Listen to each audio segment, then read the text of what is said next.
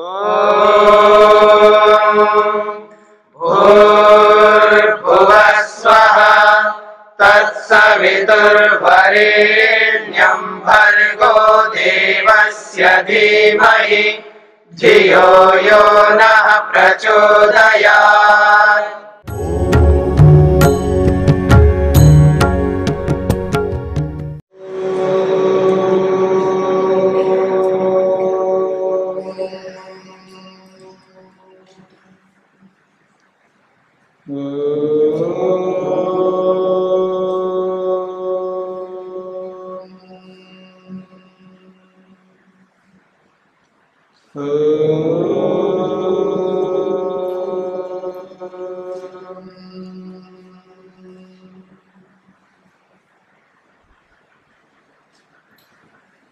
सांख्य कारिका का तीसरा दिन।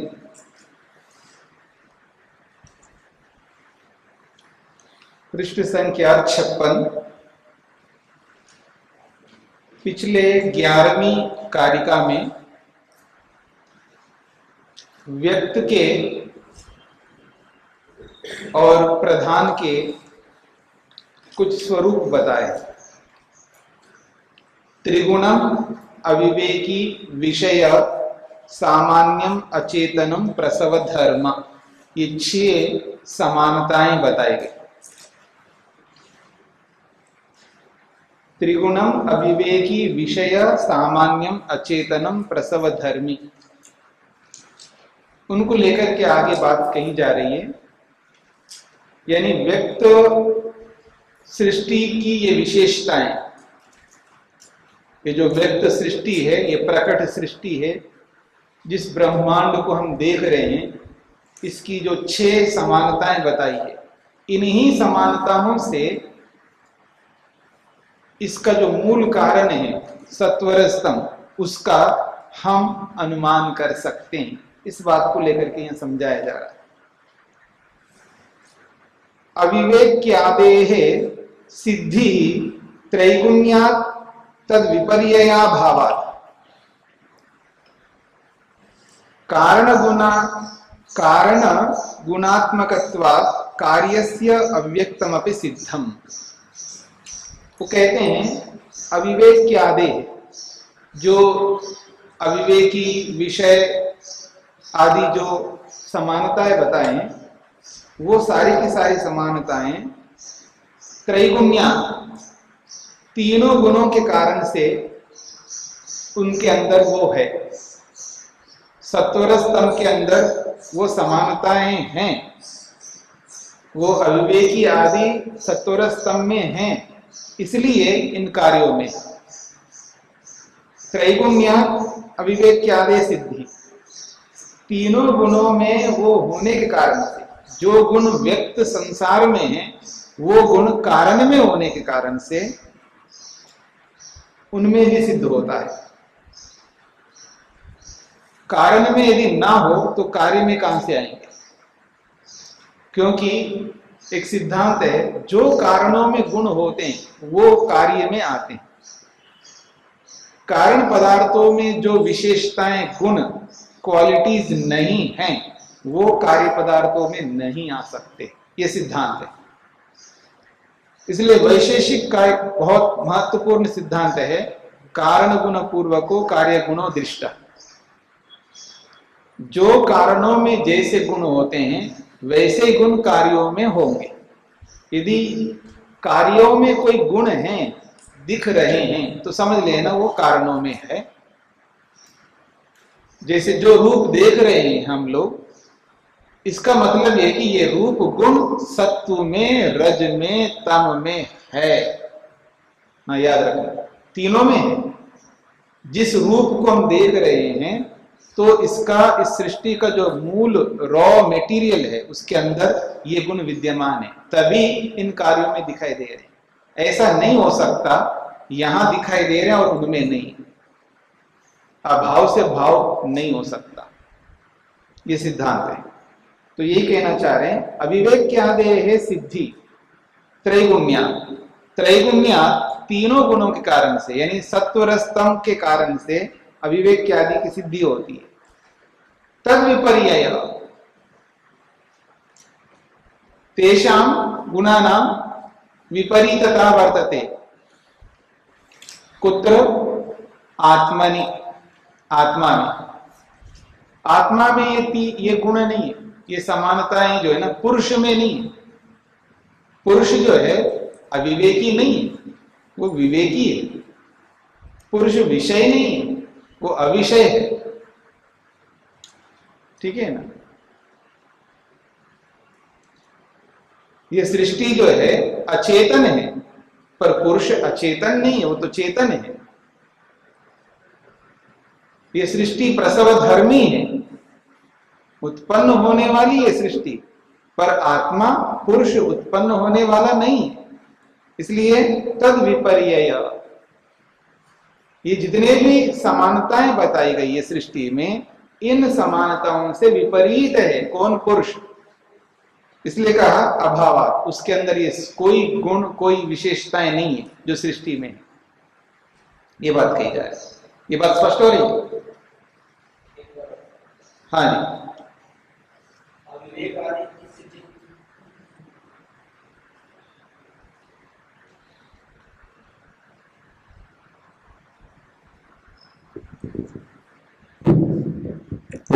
जी, जैसे सृष्टि है उसके ठीक विपरीत ये पुरुष का लक्षण है। सृष्टि की जो समानताएं बताई ना, सृष्टि के अंदर जो गुण बताए हैं वो गुण पुरुष में नहीं है, ये बताया जाए। तद विपरीतम, हाँ, तो अविवेक आदि सृष्टि के गुण है और उसके विपरीत पुरुष का पुरुष गुण। के गुण। जी, बाकी तो समझ में आ रहा है। जी। इसलिए कह रहे हैं कारण गुणात्मकत्वात् कार्यस्य, कार्यस्य ये जो भी कार्य है यानी संपूर्ण ब्रह्मांड सृष्टि, कारण गुणात्मकत्वात् ये कारण के गुणों के अनुसार है। यानी कारण पदार्थों में जैसे जैसे गुण हैं वैसे वैसे गुण कार्य में आए हैं। अगर कारणों में नहीं होते तो कार्य में नहीं आ सकते।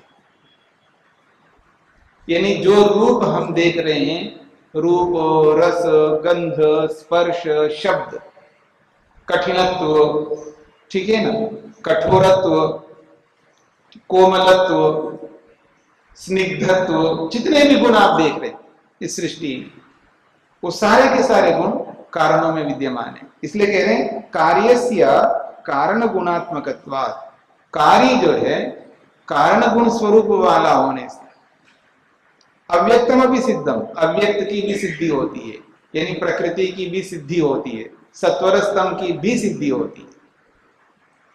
क्योंकि सत्वर स्तंभ को तो हम देख नहीं रहे, पर उसकी सिद्धि कैसे करेंगे? अनुमान से, इस कार्य को देख करके, सृष्टि को देख करके इसके कारण को हम अनुमान कर लेते। जैसे आवाज सुन करके हम आवाज करने वाले का अनुमान कर लेते हैं ना, तो ठीक इसी प्रकार से कार्य को देख करके कारणों का अनुमान हो ही जाता है। इस मकान को देख करके इस मकान के कारणों का अनुमान कर ही लेते हैं, क्योंकि ये लिंग है। लिंग को देख करके लिंगी का अनुमान होता है, गुण को देख करके गुणी का अनुमान होता है, धर्म को देख करके धर्मी का अनुमान होता है। धर्म जिसमें रहता है उसको धर्मी कहते हैं, क्योंकि धर्म स्वतंत्र रूप से नहीं रह सकता। गुण जिसमें रहता है उसको गुणी कहते हैं, गुण स्वतंत्र रूप से नहीं रह सकता। ठीक है, तो इसलिए कार्य जो है, कार्य को देख करके कार्य का अनुमान होता है। कार्य, वो कार्य जिसमें रहता है वो कार्य यानी कारण, क्योंकि जो भी कार्य पदार्थ है वो अपने कारण में ही रहता है, कारण से हट करके कोई कार्य पदार्थ नहीं रह सकता। ठीक है, ये बात कही है। तो कहा गया है अविवेक्यादे सिद्धि त्रैगुण्यात्, अविवेक्यादि की सिद्धि जो है त्रैगुण्यात्, तीनों गुणों के कारण से है। तद विपर्यय आत्मा, तद विपर्यय पुरुषा अभावात्, क्योंकि ये सारे के सारे गुण उस पुरुष में अभाव होने से। कारण गुणात्मकत्वात् कार्यस्य, क्योंकि संपूर्ण कार्य कारण गुण स्वरूप वाला होने से। अव्यक्तमपि सिद्धम भवति, अव्यक्त की भी सिद्धि हो जाती है। इस कार्य पदार्थ से अव्यक्त, अव्यक्त मतलब प्रकृति, व्यक्त का मतलब होता है प्रकट, क्योंकि संपूर्ण सृष्टि प्रकट है, दिखाई दे रही है, और उसका जो कारण है वो अव्यक्त है, अप्रकट है, वो दिखाई नहीं देती है प्रकृति, वो कारण रूप में है। अगली कारिका देखिएगा, भेदानां परिमाणात् समन्वयात् शक्तितः प्रवृत्तेश्च कारण कार्य विभागात् अविभागात् वैश्वरूप्यस्य कारणम अव्यक्तम। भेदानां, जितने भी भेद है, जितने भी अलग अलग पदार्थ हैं, भेद का अर्थ होता है भिन्न भिन्न, पृथक पृथक, जितने भी पृथक पदार्थ हैं, सृष्टि में बहुत सारे विविध प्रकार के पदार्थ हैं, महतत्व से लेकर के पृथ्वी पर्यंत कितने भेद हैं। महतत्व, अहंकार, मन, ज्ञानेन्द्रियां, कर्मेंद्रियां, तन्मात्राएं, पंचमाभूत, कितने भेद हैं। तो भेदाना, इन भेदों का परिमाण, परिमाण है, परिमाण का मतलब इयत्ता है, उसकी परिसीमा है, वो व्याप्य है, वो व्यापक नहीं है। परिमाणात करते व्याप्य है, व्याप्त कहते हैं एक देशी, उसकी इयत्ता है, उसकी सीमा है। जितने भी भेद पदार्थ हैं उन सब की परिसीमा है, वो व्याप्य है, वो व्यापक नहीं है। और एक बात कहिए, समन्वयात, समस्त भेदों का समन्वय है, यानी समस्त भेदों की समानता है। कोई ऐसा तत्व पदार्थ नहीं है जो दूसरे पदार्थ के साथ में समानता नहीं रखता। जितने भी भौतिक पदार्थ हैं, जितने भी भौतिक पदार्थ हैं, इन सब भौतिक पदार्थों में समानता है, जो कि पहले कह चुके हैं। प्रकृति और विकृति का विरूप भी बता चुके हैं और स्वरूपता भी बता चुके हैं। समझ में आ गया ना, विरूपता और स्वरूपता, पकड़ में आ रहा है ये शब्द। विरूपता का मतलब सृष्टि प्रकृति के विरूप है, यानी भिन्न है, और सृष्टि प्रकृति के स्वरूप भी है। ये दोनों बातें पीछे बता दी। स्वरूपता किस रूप में है, विरूपता किस रूप में। तो कहा गया है समन्वयात का मतलब सभी भेदों में, सभी पदार्थों में समत्व है, समानत्व है। अब ये समानता को समझ लीजिएगा, क्या आपका अस्तित्व है या नहीं है ना। तो ऐसे ही समस्त भौतिक पदार्थ का अपना अस्तित्व है, तो अस्तित्व सब में समान है ना। समस्त भौतिक पदार्थों में अस्तित्व समान है। सभी भौतिक पदार्थ जड़ है, अचेतन है, नॉन लिविंग थिंग है, समानता है या नहीं है। समस्त जड़ पदार्थ अविवेकी है, समानता है या नहीं है। सभी जड़ पदार्थ विषय बनते हैं, समानता है नहीं है। पकड़ में आ रहे हैं। और समस्त जड़ पदार्थ प्रसव धर्मी है, समानता है या नहीं, ये कहा जा रहा है समन्वया। भेदानां समन्वया, भेदों का समन्वय है, सब में समानता है। फिर एक बात कही, शक्तितः प्रवृत्तेश्च। शक्तितः, शक्ति के होने पर प्रवृत्ति होती है। जिस वस्तु में जो शक्ति है, जो सामर्थ्य है, उसी सामर्थ्य की प्रवृत्ति होती है। मिट्टी में एक शक्ति है, क्या शक्ति है, घड़े के रूप में बनने की एक शक्ति, एक सामर्थ्य है मिट्टी के अंदर। तो शक्तिता प्रवृत्ति, उस मिट्टी में वो शक्ति है। कौन सी शक्ति है, घड़ा बनने की शक्ति है। उस शक्ति के कारण से प्रवृत्त है, वो प्रवृत्त हो जाती है मिट्टी, किसके लिए, घड़ा बनने के लिए। तो प्रत्येक पदार्थ में एक सामर्थ्य, एक शक्ति है, अपनी शक्ति से ही वो प्रवृत्त होती है। अगर वो शक्ति नहीं है तो प्रवृत्त क्यों होगी। क्या घास फूस घड़ा बनने के लिए प्रवृत्त होंगे, नहीं होंगे। जिसमें जो शक्ति है वही शक्ति अपने अनुरूप ही प्रवृत्त होगी। अपने भिन्न रूप में प्रवृत्त कभी नहीं हो सकती है। इसलिए कहा शक्तितः प्रवृत्तेश्च, अपनी शक्ति के कारण से प्रवृत्त होती है। कौन? अव्यक्तम, अव्यक्त प्रकृति। ये प्रकृति के बारे में बताया जा रहा है। और जितने भी भेद है ये सब भेद किसके हैं? अव्यक्त के हैं, प्रकृति के है ना। और इन समस्त भेदों में एक समानता है। फिर कहा कारण कार्य विभागात, और इनमें कारण कार्य विभाग है। एक कारण बनता है, एक कार्य बनता है, इसमें विभाग है। किसी को आप कारण कहेंगे, किसी को कार्य कहेंगे। ये विभाग तो हमको करना पड़ेगा। सबको कारण नहीं बता सकते और सबको कार्य नहीं बता सकते, ये विभाग रखना ही पड़ेगा। तो इसमें कारण कार्य विभाग, कारण और कार्य का विभाग है। फिर कहा अविभागात् वैश्वरूप्यस्य, वैश्वरूप्यस्य संपूर्ण विश्व, विश्वस्य भाव वैश्व्यम, विश्व का होना वैश्व है। यह व्याकरण का विषय है। जैसे रक्ष एव राक्षस, जिसको रक्षा कहते हैं उसको ही राक्षस कहते हैं। रक्षा का मतलब है सुरक्षा। जो सुरक्षा करने वाला है वो रक्षा होता है, और वो रक्षा को ही राक्षस कहते हैं, वो भी सुरक्षा करने वाला। एक राक्षस का अर्थ विपरीत अर्थ भी है जो आप जानते हैं, ठीक है ना। एक रक्षक का, एक राक्षस का विपरीत अर्थ भी है जो आप सब जानते हैं। पर राक्षस का अर्थ ये भी अर्थ है, और रक्षा करने वाले को भी राक्षस कहते हैं, ठीक है जी। अच्छा, आपने मौर्य चंद्रगुप्त के बारे में सुना है ना? उनके जो मंत्री का नाम क्या था? आमात्य राक्षस था उसका नाम। आमात्य का अर्थ होता है मंत्री था, और उसका नाम राक्षस था। वो राक्षस इसलिए था, वो पूरे राज्य की सुरक्षा करता था।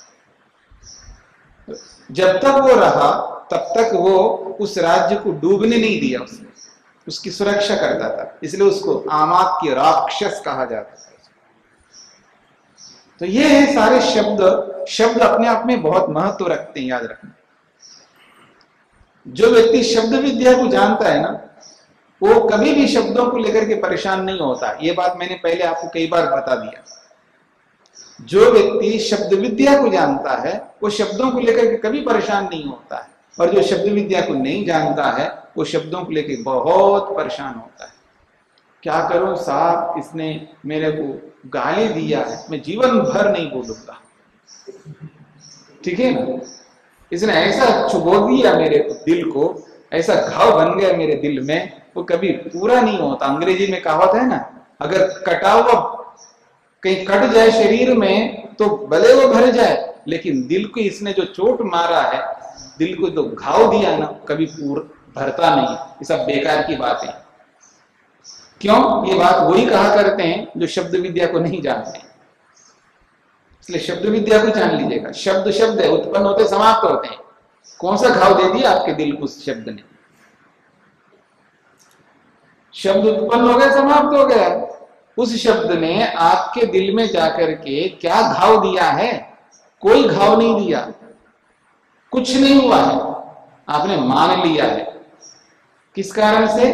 अनजानता के कारण से, अज्ञानता के कारण से, नासमझ के कारण से, अविद्या के कारण से, और मोटी भाषा में कहें मूर्खता के कारण से। इसलिए शब्द विद्या को समझना पड़ता है व्यक्ति। इसलिए ऋषि लोग ने एक बहुत अच्छी बात कही, दुनिया में यदि कोई व्यक्ति कुछ पढ़े ना पढ़े, कम से कम 3 प्रकार की विद्या को तो पढ़ लेना चाहिए, उसका कल्याण हो सकता है। ये ऋषियों का सिद्धांत है। और महर्षि स्वामी दयानंद सरस्वती जी ने स्पष्ट किया, जिसने धर्म नहीं पढ़ा, जिसने धर्म को सीखा नहीं, वो जीवन में फेल हो जाए, असफल रहेगा। जिसको धर्म के बारे में पता नहीं है, कर्तव्य क्या है, अकर्तव्य क्या है, जिसको बोध नहीं है ना, इसलिए वो व्यक्ति अकर्तव्य को कर्तव्य मान करके करने लग गया और कर्तव्य को अकर्तव्य मान करके छोड़ दिया। मेरी बात समझ रहे ना? धर्म के बारे में जाना नहीं, समझा नहीं। मैं अक्सर कहा करता हूं ना, पढ़ा करो, विद्या प्राप्त किया करो, क्योंकि धर्म को जाने बिना व्यक्ति जीवन में असफल रहता है, अर्थात दुखी रहेगा।